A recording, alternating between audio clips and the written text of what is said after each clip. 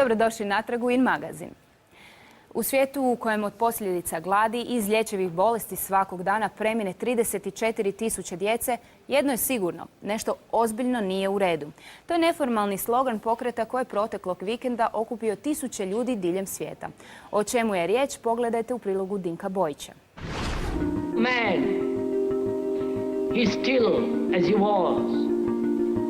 He's still brutal, violent, aggressive, acquisitive, competitive, and he has built a society along these lines. Riječi su to kojima počinje dokumentarni film Zeitgeist, odnosno Duh vremena. Riječ je o filmu koji je postao svjetski fenomen. Iz njega je naime spontano nastao globalni pokret koji je proteklog vikenda obilježio svoj dan. Tisuće ljudi okupilo se u više od 300 gradova diljem svijeta kako bi pažnju javnosti usmjerili na probleme koji muče svijet. Listi gradova u kojima je pokret organizirao skupove po prvi puta pridružili su se i gradovi u Hrvatskoj.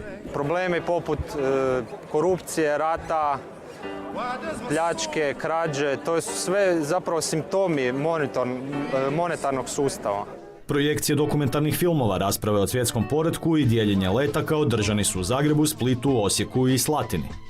Riječ je o promjeni koja se prvenstveno odnosi na kapitalistički sustav. Dakle, promjena sustava izrabljivanja, gospodarenja, promjena sustava u kojem manjina ima puno, a većina ima malo. Aktivisti kažu kako se tu ne radi o bilo kojem postojećem političkom i društvenom poretku. Filozofiju pokreta teško je sažeti u jednoj rečenici, no ona izgleda otprilike ovako. Suradnja umjesto natjecanja, znanje umjesto straha i nasilja, racionalnost ispred podjela bilo koje vrste. Radi se upravo o nečem trećem. Radi se upravo o bojkotu sustava kakvog znamo.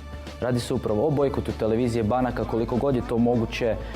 Radi se o ignoriranju monetarnog sustava i koraka ka postmonetarnom društvu. Doktor sociologije i autor hvaljene knjige Urbana plemena Benjamin Perasović kaže kako je Zeitgeist pokret doživio vrlo pozitivno. Vrlo pozitivnu ideju koja je na tragu već postojećih, recimo, ekoloških pokreta i drugih društvenih pokreta koji žele radikalnu promjenu postojećeg svijeta, koji prilično bez afekta i emocija, možemo reći hladno, kalkulantski saopćit da srlja u propast. Film je, kaže, i na njega ostavio dubok dojam, iako ga je dugo odbijao pogledati jer mu se činio kao teorija zavjere. Nakon što sam pogledao prvi Zeitgeist, a posebno nakon što sam pogledao ovaj drugi adendum, sam shvatio da to što tu miriše na teoriju zavjere nije ni, ako hoćete u postocima, ni 10% cijele priče, i da je cijela priča zapravo tu da potakne čovjeka na kritičko razmišljanje. S čime usporediti novi pokret? Elementarna pitanja postaviti iznova.